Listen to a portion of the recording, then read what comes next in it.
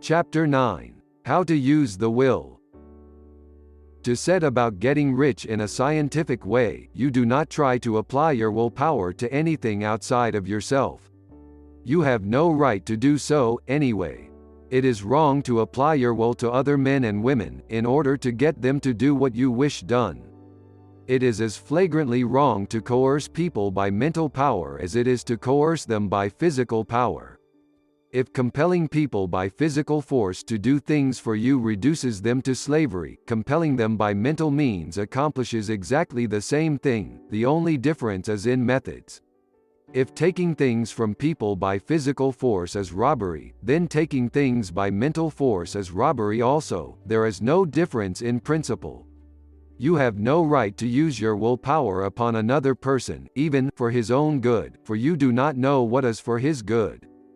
The science of getting rich does not require you to apply power or force to any other person, in any way whatsoever. There is not the slightest necessity for doing so. Indeed, any attempt to use your will upon others will only tend to defeat your purpose.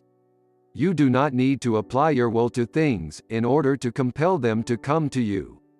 That would simply be trying to coerce God, and would be foolish and useless, as well as irreverent.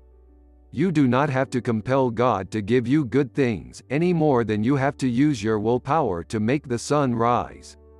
You do not have to use your willpower to conquer an unfriendly deity, or to make stubborn and rebellious forces do your bidding.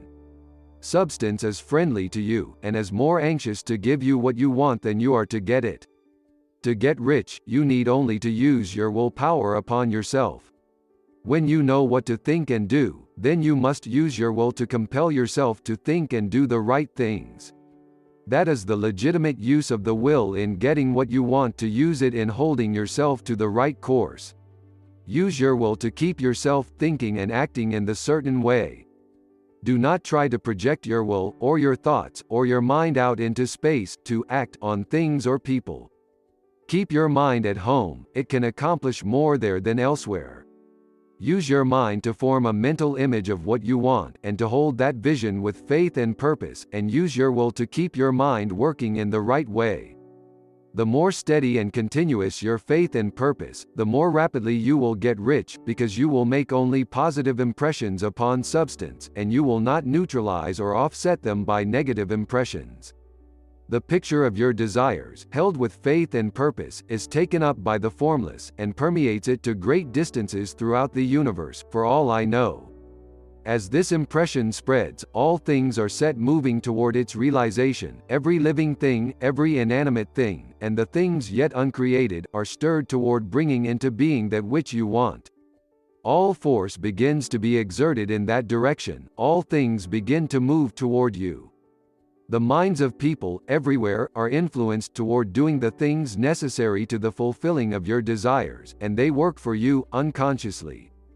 But you can check all this by starting a negative impression in the formless substance. Doubt or unbelief is as certain to start a movement away from you as faith and purpose are to start one toward you. It is by not understanding this that most people who try to make use of mental science in getting rich make their failure. Every hour and moment you spend in giving heed to doubts and fears, every hour you spend in worry, every hour in which your soul is possessed by unbelief, sets a current away from you in the whole domain of intelligent substance. All the promises are unto them that believe, and unto them only. Notice how insistent Jesus was upon this point of belief, and now you know the reason why. Since belief is all-important, it behooves you to guard your thoughts, and as your beliefs will be shaped to a very great extent by the things you observe and think about, it is important that you should command your attention. And here the will comes into use, for it is by your will that you determine upon what things your attention shall be fixed. If you want to become rich, you must not make a study of poverty. Things are not brought into being by thinking about their opposites. Health is never to be attained by studying disease and thinking about disease. Righteousness is not to be promoted by studying sin and thinking about sin, and no one ever got rich by studying poverty and thinking about poverty. Medicine as a science of disease has increased disease, religion as a science of sin has promoted sin, and economics as a study of poverty will fill the world with wretchedness and want.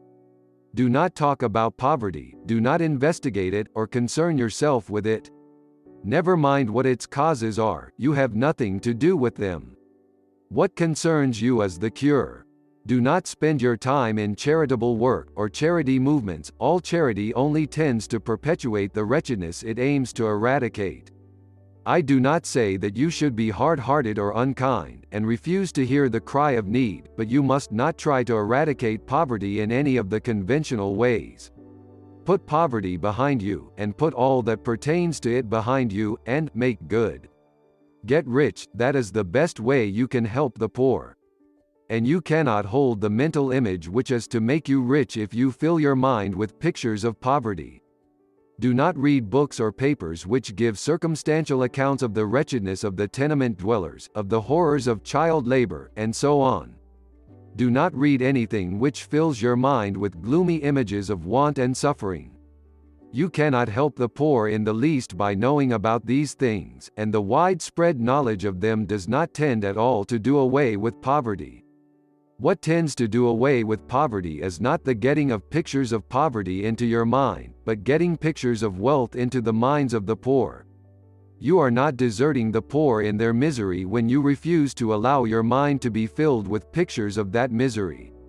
Poverty can be done away with, not by increasing the number of well-to-do people who think about poverty, but by increasing the number of poor people who purpose with faith to get rich. The poor do not need charity, they need inspiration.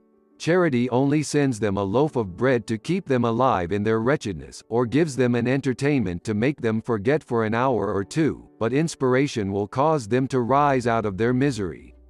If you want to help the poor, demonstrate to them that they can become rich, prove it by getting rich yourself. The only way in which poverty will ever be banished from this world is by getting a large and constantly increasing number of people to practice the teachings of this book. People must be taught to become rich by creation, not by competition. Every man who becomes rich by competition throws down behind him the ladder by which he rises, and keeps others down, but every man who gets rich by creation opens a way for thousands to follow him, and inspires them to do so. You are not showing hardness of heart or an unfeeling disposition when you refuse to pity poverty, see poverty, read about poverty, or think or talk about it, or to listen to those who do talk about it. Use your willpower to keep your mind off the subject of poverty, and to keep it fixed with faith and purpose on the vision of what you want.